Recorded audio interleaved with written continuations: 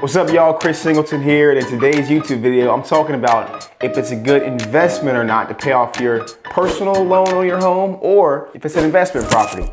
Make sure you guys like this video, comment, subscribe, share it. With all that being said, let's jump right into it.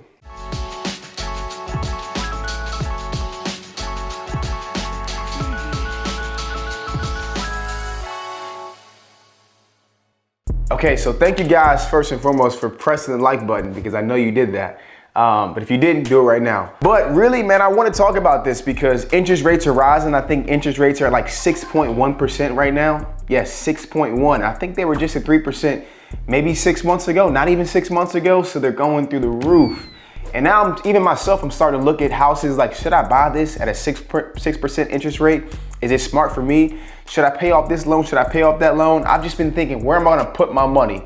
And so in this video, I want to just break it down, what I actually have done with my personal properties, how I run my own numbers, and then getting to the cash on cash return. So what is a cash on cash return? So we always have these different metrics of how we're gonna measure if we're making money or not based on our properties. Based on the things we do on anything, right? It could be real estate, it could be stocks, it could be, investing in a business. It's all about how much money you're making back from the money you put out. And so for me, I have a rule of thumb. Most times if you Google like, hey, how much money does the stock market make? You'll see anywhere from 6 to 10% is what they usually say about the stock market. So for me, I say with my real estate, I feel good because I know I'm gonna make at least 6 to 10%. But also I know that it's gonna appreciate in value every single year.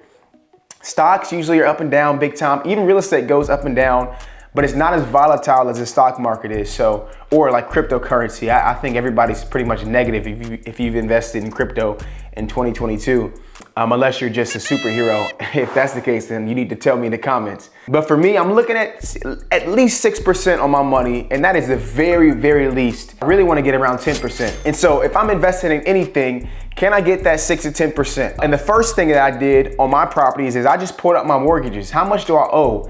If you guys haven't seen the other videos that I've made, I've got 15 rental properties. Me and my wife have been investing in real estate since the year 2018. And so now we built up our portfolio to 15 long-term rental properties. And so I just started going through my mortgage statements. One of my houses I owe $85,000 on. The other house I owe $94,000 on. Another one is $78,000. Another one $78,000. Another one is $122,000. My personal home, I actually owe $537,000 on my personal home. And so I just started running the numbers. I'm looking at, would it be smart for me to pay off these different houses? What return on my money would I get? Now already, most of the money that I have invested into these properties, I'm already making over 7 to 8%. Some of them I'm making 12, 14% on them, but at the very least, I'm making about 7% on all 15 units that I have. So when I look at this first property, and I owe $85,000, the mortgage that I have every month, that's my principal, interest, my taxes, and insurance from escrow. I pay them $759 every single month. Okay, so $759 is what I pay. If I paid off that loan, if I paid off the $85,000 that I owe on that loan, I will be making an extra $400 a month. Okay, let's break that down one more time. This house that I'm talking about, I owe $85,000. That means the mortgage, how much I owe on that property. To pay it all off and have no more debt on it, I would have to pay $85,000. The monthly payment, my mortgage payment, that's principal, interest, taxes, and insurance, is $759. If I paid off the principal and interest, that's my mortgage, but I would still have to pay the taxes and insurance regardless. You pay that if you own a property outright or not. I would make an extra $400 a month. And so when I'm thinking, okay, I'm paying $85,000 so I can make an extra $400 a month, the percentages aren't there for me, right? I'm not making that 7% that I want to make. I'm not making the 6% that I want to make. And so for me, I looked at all these properties and there's only one of my properties that makes sense. Okay, so the only one that actually makes sense for me to pay off is this duplex that I have.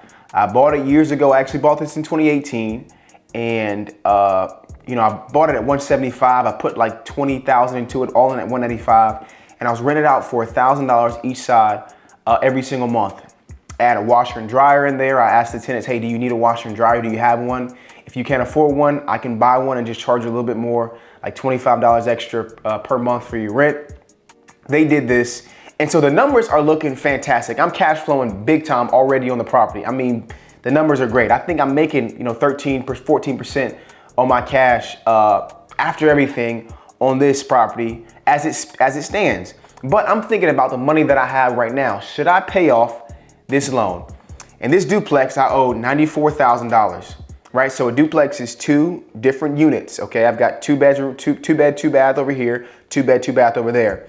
And so for the full building, because it's one loan, the full duplex, I owe $94,000 on this duplex. It's worth about $275,000 right now. The monthly payment, how much I pay every single month, is $1,068. That's what I pay. Now it's 2 units, but combined, I only pay $1,068 per month. And if I were to pay off this loan, because it's a 15-year loan, if I were to pay it off right now and I paid the $94,000, I would make an extra $720 per month. And so that's significant money. I started taking that number, 720, I multiplied it by 12, and I came up with the number 8,640. Okay, 8,640 is how much more money I would make if I paid off this $94,000 a year. And so the question that we need to be asking ourselves is, how much money am I basically making on the money that I spend to pay it off? Is it worth it? Do I make my 8%? Do I make my 6 to 7 to 8 to 10% if I pay off this loan? So for me, being that everything's crazy in the market and things are volatile, my stocks are going down, like crazy. My real estate is a thing that I know is gonna be okay. I got tenants in there that are paying faithfully every single month. And if they stop paying, I've got reserves. I know I'm fine there.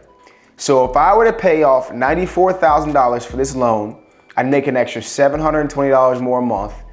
Still gotta pay taxes and insurance, but my principal and interest is done.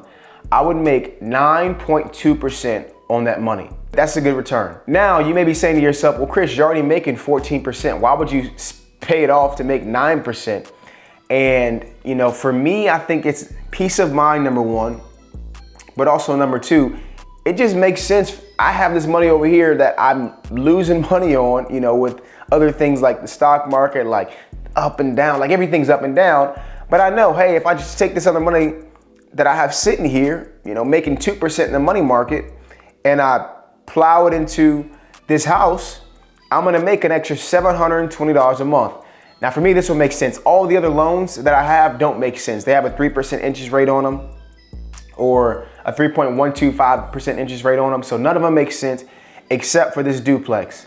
Now, for me, I'm very, very conservative when it comes to money, right? Making a smooth 6% and sleeping well at night, or 6 to 8% and sleeping well at night is far more appealing to me than going after 15% returns and like biting my nails, which I do anyway, biting my nails every single day, wondering if I'll be able to make the next payment. That's not a life that I want to live. I work extremely hard to buy safe investments with these properties that I have. Make sure I have a roof over somebody else's head, because at the end of the day, that's what I'm providing. If I can't pay for that house, unfortunately, they can't live there and they got to find somewhere else to live. And I don't want that problem. So hopefully you guys enjoyed this video of me talking about my personal finance and what I'm doing with my money as we kind of navigate through these different waters.